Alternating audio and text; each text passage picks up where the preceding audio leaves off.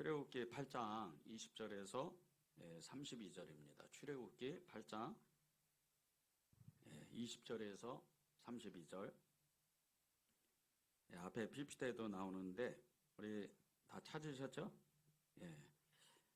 한 절씩 이렇게 교독하겠습니다. 여호와께서 모세에게 이르시되 아침에 일찍이 일어나 바로 앞에 서라. 그가 물이 있는 곳으로 나오리니 그에게 이르시기를 여호와께서 이와 같이 말씀하시기를 내 백성을 보내라. 그러면 그들이 나를 섬길 것이니라. 네가 만일 내 백성을 보내지 아니하면 내가 너와 네 신하와 내 백성과 내 족들의 파리떼를 보내리니 애굽 사람의 집집에 파리떼가 가득할 것이며 그들이 사는 땅에도 그러하리라. 그날에 나는 내 백성이 거주하는 고센 땅을 구별하여 그곳에는 파리가 없게 하리니 이로 말미암아 이 땅에서 내가 여호와인 줄 내가 알게 될 것이라. 구별하리니 내일이 표징에 있으리라 하셨다라 하시고 여호와께서 그와 같이 하시니 무수한 파리가 바로의 궁과 그의 신하의 집과 애굽 온 땅에 이르니 파리로 말미암아 그 땅이 황폐하였더라. 바로가 모세와 아론을 불러 이르되 너희는 가서 이 땅에서 너희 하나님께 제사를 드리라. 모세가 이르되 그리함은 부당하나이다. 우리가 우리 하나님 여호와께 제사를 드리는 것은 애굽 사람이 싫어하는 바인즉 우리가 만일 애굽 사람의 목전에서 제사를 드리면 그들이 그것을 미워하여 우리를 돌로 치지 아니하리이까. 우리가 사흘길 중 광야로 들어가서 우리 하나님 여호와께 제사를 드리되 우리에게 명령하시는 대로 하려 하나이다. 바로가 이르되 내가 너희를 보내리니 너희가 너희의 하나님 여호와께 광야에서 제사를 드릴 것이나 너무 멀리 가지는 말라. 그런즉 너희는 나를 위하여 간구하라. 모세가 이르되 내가 왕을 떠나가서 여호와께 간구하리니 내일이면 파리떼가 바로와 바로의 신하와 바로의 백성을 떠나려니와 바로는 이 백성을 보내어 여호와께 제사를 드리는 일에 다시 거짓을 행하지 마소서 하고 모세가 바로를 떠나 나와서 여호와께 간구하니 여호와께서 모세의 말대로 하시니 그 파리떼가 바로와 그의 신하와 그의 백성에게서 떠나니 하나도 남지 아니하였더라. 함께 읽겠습니다. 그러나 바로가 이때에도 그의 마음을 완강하게 하여 그 백성을 보내지 아니하였더라. 아멘. 하나님의 말씀입니다. 네, 오늘 주제는 이제 구별하셨다. 구별이라는 이제 주제를 가지고 저와 여러분이 하나님의 말씀을 이렇게 나눴으면 좋겠습니다. 구별했다. 구별이라는 단어가 얼마나 우리에게 큰 힘이 되고 능력이 되는지 모릅니다. 여러분 한 사람 한 사람이 세상과 구별되고 또 세상 사람들과 구별되고 특별하게 하나님이 예수 그리스도의 그 이름, 예수님 안에서 세상과 여러분이 정말 구별된 그런 사람이다. 특별히 선택받은 사람이다. 이 믿음을 가지면 여러분이 얼마나 행복한 사람이 되는지 모릅니다. 구별 그러면 성경 구절에 여러 구절들이 있는데 특별히 예레미야 선지자를 부르실 때 정말 놀랍게 그를 이렇게 부르시잖아요. 만세전에 태초전에 그리고 그 엄마 뱃속에 있을 때부터 아예 그냥 예레미야 선지자를 하나님이 구별하고 부르셨다는 거예요. 성별하셨다는 거예요. 개혁 성경에는 성별이라고 이렇게 말하는데 특별한 거예요. 아주 그냥 특별하게 이 한 사람을 구약의 그냥 그 엄청난 죄악 가운데 그 어마어마한 그 죄 속에 있는 수백만의 사람들 가운데에서도 특별하게 그 몇 사람 예레미야, 이사야 이런 특별한 사람들을 부르셔가지고 성별을 했다는 거예요. 그것도 이 예레미야 선지자를 부르실 때 그냥 부르신 게 아니고 내가 너를 이 세상의 모든 사람들보다 특별하게 내가 너를 선택했다. 그런데 이 믿음이요 우리 가운데 이렇게 정말 부어지고 채워졌을 때 그러면 하나님 앞에 우리가 그 믿음을 고백할 때 어떤 믿음을 고백할 수 있을까? 이루 말할 수가 없습니다. 우리가 구별되었다. 구별이라는 그 단어 속에는요 특별하다는 그 의미가 있어요. 구별되었다. 내가 세상과 구별되어 있고 세상 사람들과 살고 그렇게 직장도 어렵고 사업하기도 어렵고 이웃 사람들 너무 험한 사람들 이 험한 세상 가운데 죄악이 만연한 가운데에도 하나님은 나를 특별하게 저 멀리서 또 내 안에서 내 옆에서 그렇게 나를 특별하게 구별하셨다는 거예요. 그러면 이 믿음이 얼마나 우리를 행복하게 하는지 모른다는 겁니다. 여러분들이 그 믿음을 가지고 나는 구별된 사람이네. 정말 나는 하나님이 특별하게 나를 세우셨어. 이 믿음을 가지면요. 여러분의 신앙생활 가운데에서 어려움이 없어요. 사실은 여러분들이 이렇게 일생을 거치면서 희노애락이 계속 닥치고 어려운 일, 좋은 일, 나쁜 일, 기쁜 일, 그런 모든 일이 닥쳐도 아무렇지가 않는 거예요. 그냥 하나님 앞에 늘 행복하게 사는 거죠. 늘 하나님 앞에 구별돼서 그렇게 사는 거예요. 오늘 말씀의 핵심이 구별이다. 이렇게 이제 말씀을 주셨는데 이 10가지 애굽에 내린 재앙 중에 네 번째 재앙이 파리 재앙입니다. 이 파리 재앙이 통해서 아예 그냥 하나님은 그 애굽 땅이 얼마나 넓어요. 지금도 이집트 땅이 본래 조상적부터 있던 땅에 다 차지하지는 못했지만 지금 이집트 땅이 얼마나 넓습니까? 그런 땅 중에 고센이라는 지역을 이 이스라엘 백성들이 사는 이 고센이라는 지방을 따로 구별을 하는 거예요. 그래서 그쪽에는 아예 재앙이 못 미치도록 하나님이 자연을 딱 막으시는 거예요. 자연을 통제하시는 거예요. 이런 축복이 어디 있어요? 거의 200만 명이 넘고 많게는 250만 명 가까이 되는 이 사람들에게 이 파리 재앙이 임하지 못하는 거예요. 하나님이 아예 그냥 구별하셔서 이 고센이라는 땅 가운데 하나님의 은혜가 가득 차게 만드는 거예요. 이 고센이라는 지방이요. 나일강에 비옥한 땅이 위치해 있는데 이곳에서 야곱의 가족들 70명이 400년 동안 거의 200만 명이 넘고 많게는 250만 명의 그 인구를 이루는 거예요. 거의 그냥 국가죠. 아직 국가는 형성이 되지 않았지만 거의 국가고 민족이 된 거예요. 그런 엄청난 축복을 받는데 이 지역에 물이 풍부해가지고 농사를 짓든 아니면 목축을 하든 이스라엘 사람들은 목축을 많이 했잖아요. 목축을 하든 농사를 짓든 하는 것마다 다 잘 되는 거예요. 너무나 아주 특별한 은혜가 이곳에 임하고 특별한 은혜가 이 이스라엘 백성들에게 그렇게 임해서 70명이었던 사람들이 400년 후에는 200만 명이 넘는 그런 엄청난 축복을 받아요. 근데 이 200만 명의 사람들이 파리 재앙을 단 한 사람도 받지 않는 거예요.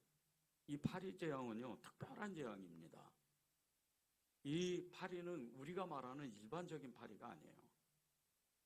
그런 재앙을 피해가는 거예요. 하나님이 이스라엘 백성들을 향해서 정말 너무나 원대한 계획을 가지고 계셨어요. 이 한 사람 한 사람을 그렇게 부르시고 한 사람 한 사람을 특별하게 이렇게 선택하셔서 이 200만 명을 통해서 온 인류를 구원하시려고 작정을 하신 거예요. 예수님도 이 200만 명 중에 한 사람의 그 가족으로 후손이 돼서 예수님이 이 땅에 오신 거예요.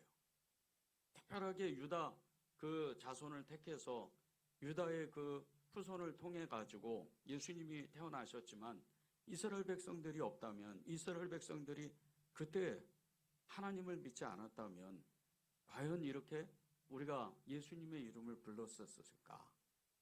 그렇지가 않다는 거죠.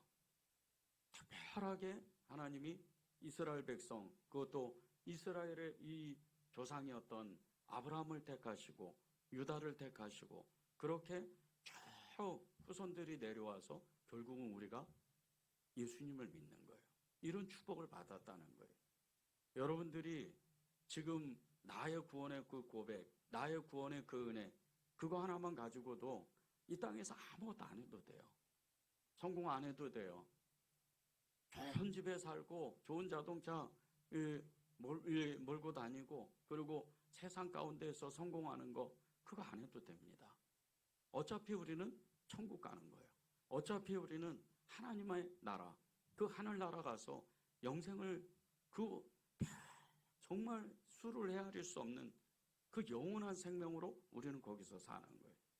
이 축복이 우리한테 있다는 거예요. 특별하게 하나님이 우리를 택하셔서, 그래서 우리가 그 믿음을 가지고 이 삶을 뛰어넘는 겁니다. 어떤 사람은 기업을 이루고, 어떤 사람은 성공하고, 어떤 사람은 정말 수많은 사람을 살려내는 그런 복음 전도자들이 되는 거예요. 그래서 우리에게 특별한 은혜가 있다는 거예요. 여러분 한 사람 한 사람이 하나님의 그 원대한 계획 가운데 있는데, 정말 그것을 내가 믿음으로 취하지 않는다면 여러분은 어쩌면 계속해서 넘어지고 쓰러지고 또다시 또 하나님 앞에 일어나서 사사계의 역사처럼, 이스라엘 380년 동안 그 사사계의 역사는요, 죄짓고 회개하고 또 은혜 받고 죄짓고 회개하고 또 은혜를 받고 계속해서 사사만 바뀌는 거예요. 380년, 무려 380년 동안 그렇게 다람쥐 쳇바퀴 돌듯이 그렇게 사는 거예요. 하나님의 은혜가 그 마음 가운데 없으니까. 오늘 기도 제목을 주신 게 잃어버린 은혜를 되찾읍시다. 이것은요, 다시 말씀드리면 잃어버린 믿음을 우리가 찾아야 된다는 거예요. 여러분 안에 잃어버린 믿음들이 너무 많아요. 그 중에도 구원의 믿음에 대한 확신이 없는 거예요. 구원의 믿음에 대한 이 삶의 영역 가운데에서 그걸 살아내지를 못하는 거예요. 구원의 믿음을 가진 사람은요, 이 땅 가운데에서 무엇을 하든 어떤 곳에 살든 아무 상관없어요. 꿈꾸는 그대로 사는 거예요. 성실하게, 그리고 삶을 개척하고 더 원대한 꿈을 향해서 그렇게 나아가는 거예요. 그것이 우리의 구원의 계획이었고 구원의 특별한 은혜였습니다. 구원받는 사람들이 왜 자꾸 좌절하고 쓰러지고 넘어지고 왜 그렇게 살 수밖에 없을까? 그거는 그 믿음을, 처음의 믿음을, 내가 그때 그 믿음을 자꾸 잊어버리기 때문이에요.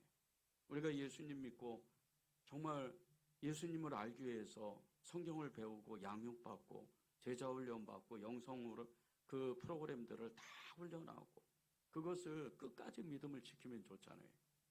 많은 분들이 고백해요. 빠르게는 석 달 안에 그 모든 걸 잊어버립니다. 그리고 조금 은혜가 있으면 한 6개월 가고 1년이면 다 잊어먹어요. 구원의 감격도 온데간데 없어져 버리는 거예요. 그리고 계속해서 세상과 타협하고 세상 속에서 하나님의 어떤 진리를 찾기 위해서, 하나님의 은혜를 찾기 위해서 엉뚱한 곳에 가서 헤매고 있는 거예요. 그렇게 우리가 살아가요. 그때 하나님은요, 우리를 보고 계속해서 그게 아니라고 말씀하시는 거예요. 계속해서 하나님 앞에 나오라 그러는 거예요. 하나님 앞에 나와서 은혜를 경험하라는 거예요. 그 믿음을 유지하라는 거예요. 하나님의 그 은혜, 잃어버린 그 믿음을 우리가 되찾는 방법은 다른 것이 아니에요. 하나님의 말씀 앞에 쓰는 겁니다. 그 말씀 앞에 계속해서 쓰는 거예요. 이스라엘 백성이 받은 이 구별의 은혜는요, 애굽 사람들이 내렸던 이 재앙을 받지 않는 특별한 은혜였어요. 20절에서 22절을 제가 읽겠습니다. 여호와께서 모세에게 이르시되 아침에 일찍 일어나 바로 앞에 서라. 그가 물 있는 곳으로 나오리니 그에게 이르기를 여호와께서 이와 같이 말씀하시기를 내 백성을 보내라. 그러면 그들이 나를 섬길 것이니라. 내가 만일 내 백성을 보내지 아니하면 내가 너와 내 신하와 내 백성과 내 집들의 파리떼를 보내리니 애굽 사람들의 집집에 파리떼가 가득할 것이며 그들이 사는 땅에도 그러하리라. 그날에 나는 내 백성이 거주하는 고센 땅을 구별하여 그곳에는 파리가 없게 하리니 이로 말미암아 이 땅에서 내가 여호와인 줄을 내가 알게 될 것이라. 모세를 통해서 이 하나님은 바로에게 이스라엘 백성을 보내라는 거예요. 애굽 땅에서 떠나보내라는 거예요. 그렇게 말씀하셨는데 이 계속 하나님의 말씀에 그냥 외면해 버리는 거예요. 바로가 무슨 하나님이 어디 있냐고, 한 가지 두 가지 재앙이 계속 겹치면서 이 바로가 마음 가운데 두려움이 임하기 시작하는 거예요. 왜? 자기가 알던 그런 신들보다 여호와 하나님의 그 힘이 더 크다는 걸 점점 알게 되니까. 오늘 이 네 번째 파리 재앙을 통해서도 자기는 늘 정말 이 하나님, 생전 들어보지도 못한 이 여호와 하나님보다 자기가 알던 그 신들이 더 힘이 있다고 생각했는데, 이 파리 재앙으로 인해서 애굽 사람들, 이 파리 재앙에서는 그동안 세 번째 재앙까지 나왔던 애굽의 요술사들, 이 애굽의 이 능력자들이 나오지를 못해요. 아예 이름조차 거론하지를 못해요.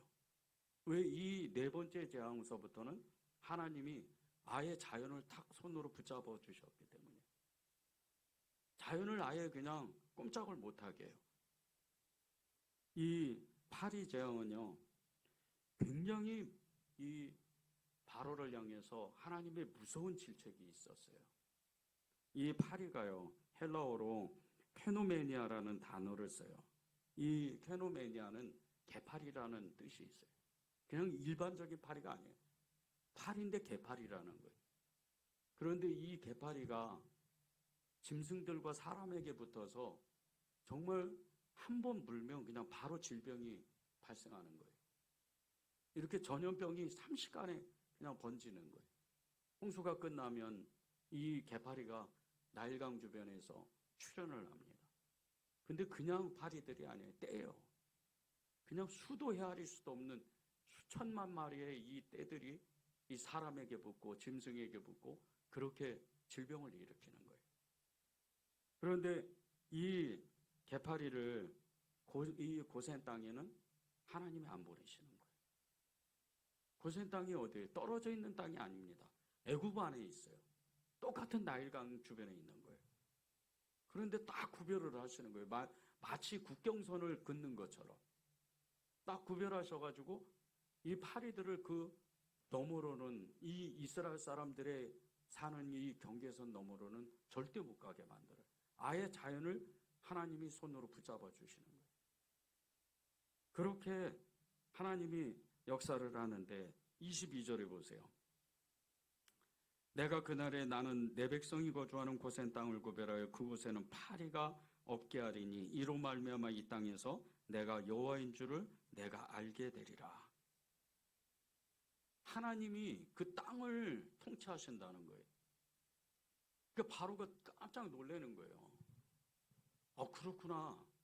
이 땅을 다스리는 게 애굽의 신들이었는데 이 땅을 축복하시고 또 이 땅을 정말 풍요롭게 하는 그 신들이 애굽의 신들이었는데 하나님이 한 번 딱 손을 내미니까 모든 신들이 다 끝나버리는구나. 무너뜨려지는구나. 그거를 바로가 안 거예요. 처음으로. 그 개구리 신앙,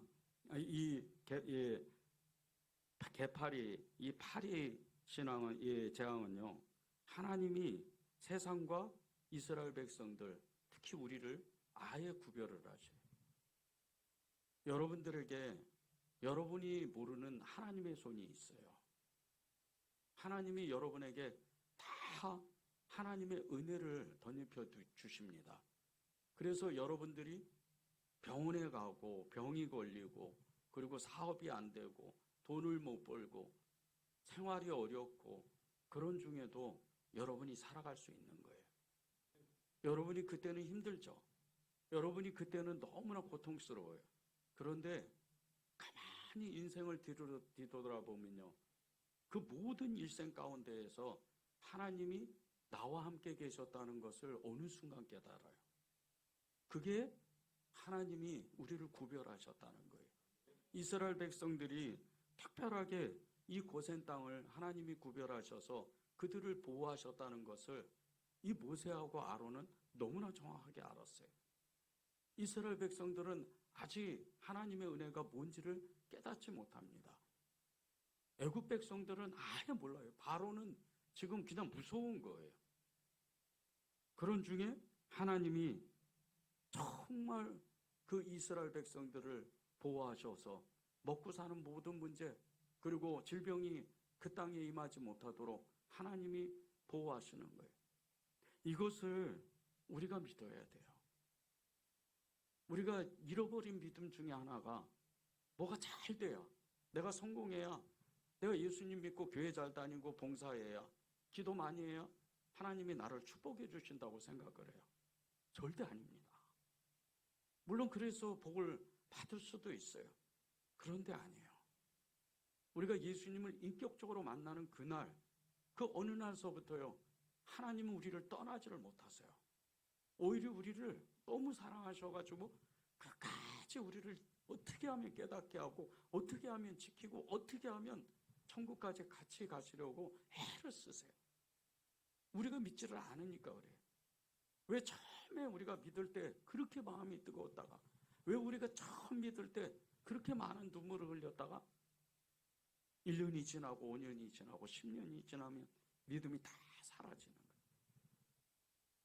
집사되고 권사되고 장로 되는데도 그 믿음을 여전히 단 한 발도, 단 한 치도 발을 못 딛고 그냥 그 자리에서 답보 상태로 그대로 머물고 있는 거예요. 영적인 세계는 아예 몰라요. 요즘 이 한국교회 많은 성도들이요, 영적 세계 그러면 도대체 무슨 얘기인지를 몰라요. 교회 안에서 예수님을 믿는데도, 자기 안에 성령님이 계시는데도 영적인 세계가 어떤 세계인지를 알지를 못해요.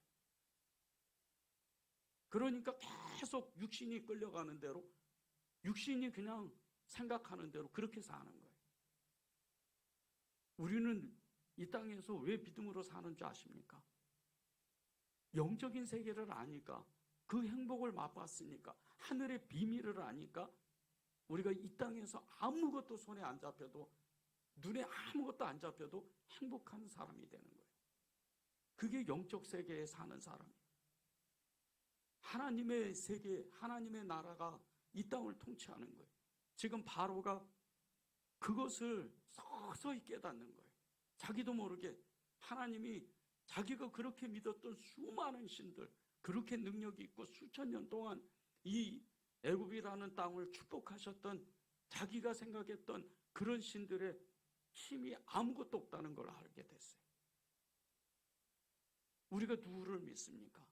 예수님을 믿는 거예요. 내가 고센 땅을 이 애굽 사람들과 완전히 구별하겠다, 그렇게 말씀하신 그 주님의 음성이 우리 심정, 이 마음 가운데, 우리 심장에 들려와야 돼요. 내가 너를 특별히 구별했어. 내가 너를 그렇게 예레미야처럼, 이사야처럼, 베드로처럼, 바울처럼 그렇게 특별히 구별한 거야. 그 네 믿음대로 되는 거야. 내가 너를 그렇게 축복하고 싶어. 그 음성을 우리가 들어야 되는 거예요. 그러니까 그 음성을 듣지를 못하니까 세상과 구별된 우리가 죄에 끌려서, 죄의 저주에서 그냥 너무 힘들게 사는 거예요. 하나님이 그것을 바라보시면서, 우리를 바라보시면서 어떤 마음이 드시겠어요? 내가 구별했는데, 내가 너희들을 그 어둠의 세상에서, 고통의 세상에서, 그 죄악의 세상에서 구분했는데, 그렇게 어렵게 사는, 힘들게 사는 우리 한 사람 한 사람을 보면서 주님은 어떤 마음을 갖겠어요? 너무 아프신 거예요. 그렇게 안 살아도 되는데, 그렇게 정말 내가 구별해서 너의 믿음과 그리고 너의 사는 그 장소, 우리가 사는 곳이 다 다르잖아요. 그 장소가 축복된 장소라는 거예요. 주님이 말씀하셨잖아요. 내가 밟는 땅을 내가 내게 주리라. 우리가요, 이슬람 땅에 가서 살아도, 아프리카 가서 살아도, 미국에서 살아도, 유럽에서 살아도, 어디 남미 아주 척박한 이런 안데스 산맥에 가서, 아니면 히말라야 꼭대기에 가서 살아도요, 우리가 밟는 땅은 축복의 땅이에요. 왜 그런 줄 아세요? 우리 안에 계신 예수님 때문에 그런 거예요. 우리 때문에 다 축복받는 거예요. 우리 때문에 모든 세상 사람들이 축복을 받는 거예요. 근데 우리가 그것을 모르니까 계속해서 너무 힘들게 사는 거예요. 우리가 죄를 져요. 살면서 죄를 짓습니다. 그런데 우리가 죄를 짓는데도 불구하고요, 하나님은 우리에게 도피할 수 있는 그런 것도 마련해놔요. 죄 중에 가장 큰 죄가 무슨 죄입니까? 살인죄예요. 근데 살인자도 도피를 시키는 거예요. 신명기 19장 1절에서 3절입니다. 내 하나님 여호와께서 이 여러 민족을 멸절하시고 내 하나님 여호와께서 그 땅을 내게 주심으로 내가 그것을 받고 그들의 성읍과 가옥에 거주할 때 내 하나님 여호와께서 내게 기업으로 주신 땅 가운데에서 새 성읍을 너를 위하여 구별하고 내 하나님 여호와께서 내게 기업으로 주시는 땅 전체를 새 구역으로 나누어 길을 닦고 모든 살인자를 그 성읍으로 도피하게 하라. 부지 중에 죄를 짓고 살인까지 했던 그런 사람에게 정말 하나님이 불같이 징계를 하시든지 죽이시든지 해야 되잖아요. 근데 안 하시는 거예요. 도피할 수 있는 이 이스라엘 땅에 이 새 곳을 정해 놓는 거예요. 이 새 지역은요, 자기가 전심으로 달려가면요 3시간 안에 어느 곳이든지 갈 수 있는 곳이에요. 그러니까 그 성만 들어가면 아무도 못 건드려요. 거기에 대제사장이 있으니까, 하나님의 종이 있으니까 아무도 못 건드리는 거예요. 그 대제사장이 죽을 때까지 그곳에서 안전하게 사는 거예요. 이렇게 도피할 수 있는 곳을 마련하는 거예요. 하나님이 이스라엘 이 백성, 구약 백성에게 그렇게 도피할 수 있는 성을 만들어 두셨는데 우리는 더 하잖아요. 우리의 도피처는 예수님이에요. 우리가 힘들 때, 어려울 때, 그분 앞에 죄를 지었을 때 다시 나가서 하나님 용서해 주세요, 도와주세요. 저는 주님밖에 없습니다. 그렇게 나오면요, 우리가 지금 성경을 배우고 예수님을 알기 위해서 제자 훈련하는 그 모든 것이 한 번에 다 알게 되는 거예요. 그분 안에 들어가면 그 성령님 안에서 깨닫는, 가르치시는 그 모든 것이 우리의 영혼을 깨우세요. 그리고 우리가 충만해지는 거예요. 죄를 지었어도 다시 용서받고 하나님 앞에 정결하고 깨끗한 사람이 돼요. 힘들고 지치고 어려웠을 때 하나님 앞에 나오면, 예수님 앞에 나오면 우리를 다시 또 지켜주시고 그 삶을 풍요롭게 만드시는 거예요. 이게 구원에서부터 시작되는 하나님의 믿음이에요. 이 믿음을 다시 찾아야 돼요. 그 잃어버린 주님의 은혜를 우리가 되찾아야 돼요. 늘 붙잡고 그걸 유지해야 됩니다. 초대교회 기독교인들이 자신의 신분을 드러내질 못했어요.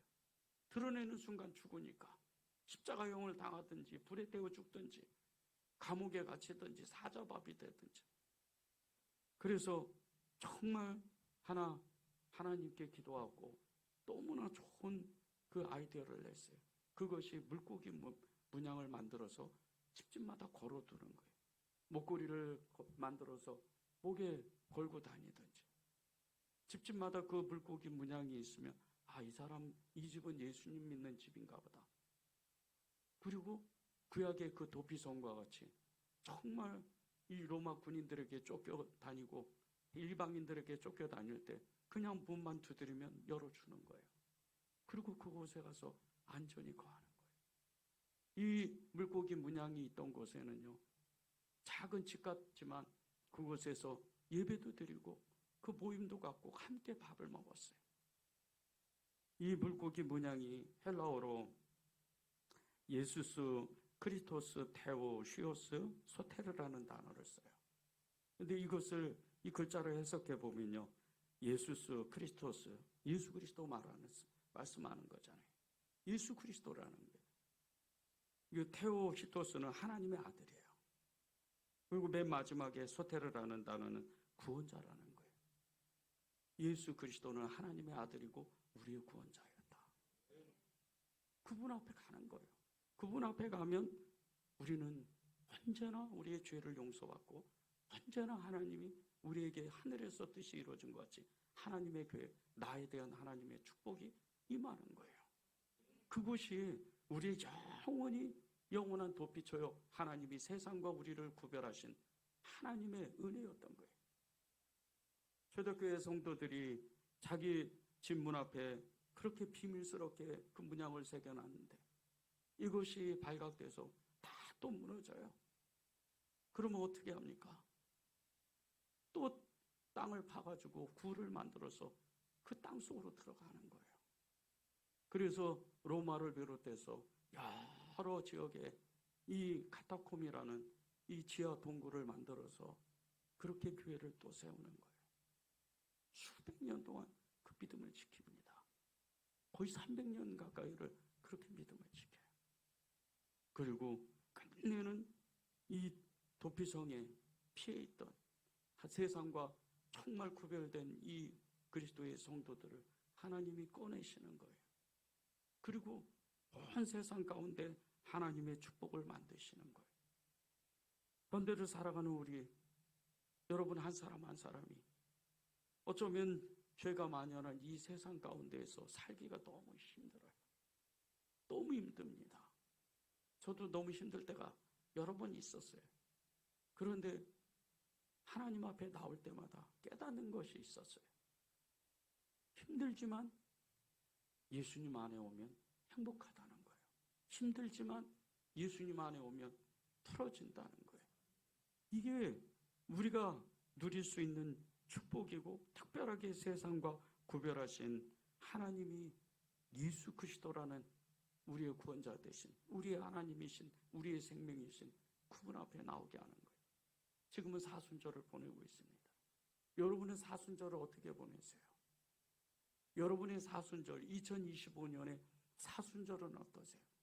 작년에 2024년에 그 사순절인가요? 아니면 2023년? 아니 10년 전에 2025년의 사순절은요 예수님께 피하는 거예요. 예수님께 나오는 거예요. 예수님을 만나는 거예요. 그래야 여러분의 그 믿음이 다시 잃었던 믿음도 회복되고 하나님 앞에 나올 수 있는 거예요. 예수님을 믿는 표적은요 딱 하나입니다. 성령이에요. 우리 안에 똑같은 성령이 부어졌어요. 그 성령은 크고 작은 게 없어요.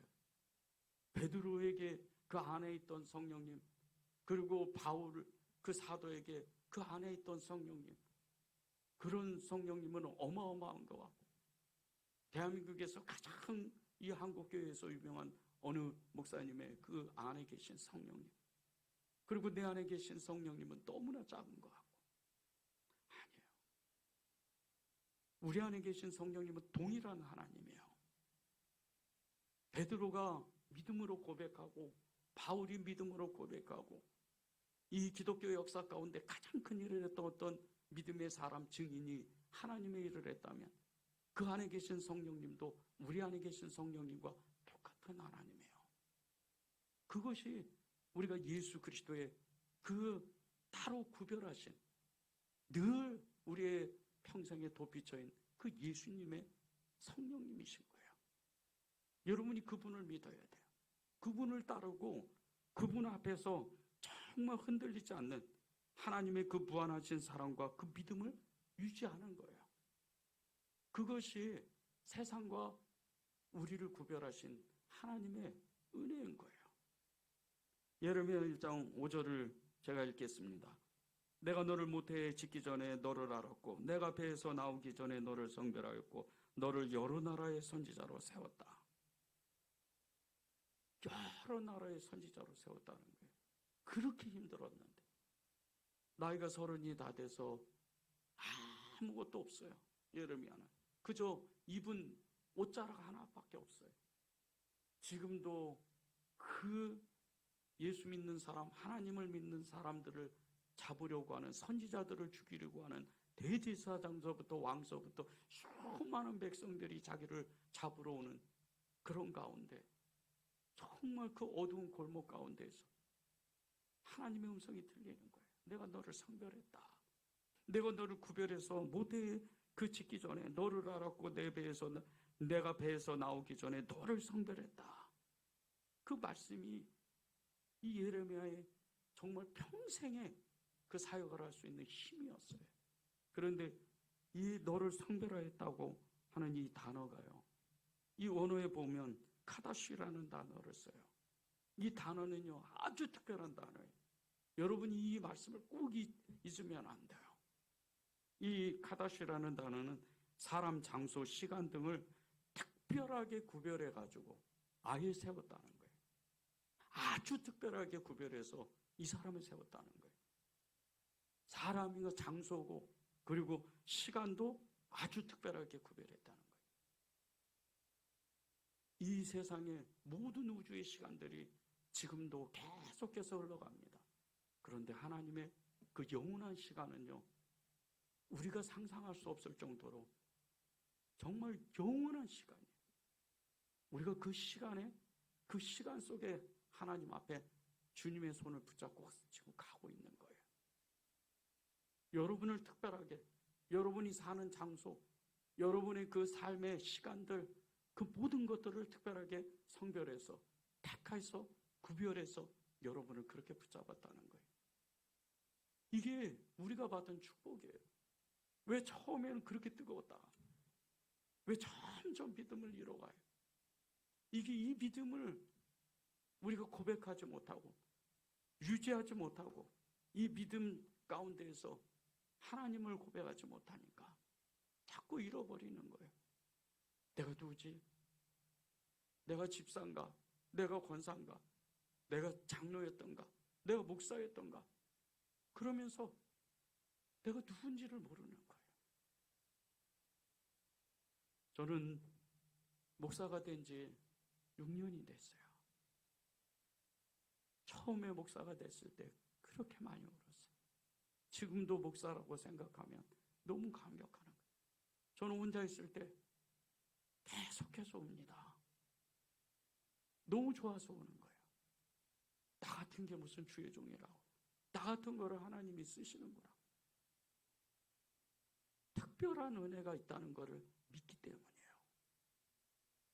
여러분이 얼마나 특별한 사람인 줄 아세요? 하나님 앞에 여러분 한 사람 한 사람의 영혼이 이 세상에 지구가 2번 바뀌고 세상에 모든 전쟁이 일어나서 모든 사람이 다 사라져도요, 하나님은 여러분을 끝까지 쫓아가서 여러분 손 꼭 붙잡고 그 어마어마한 그 죄악의 구덩이에서 건져내서 하나님의 나라로 여러분을 꼭 데려가셔요. 그렇게 귀한 사람들인 거예요. 여러분이 죄 가운데 빠져서요, 여러분의 힘으로는 일어날 수 없어요.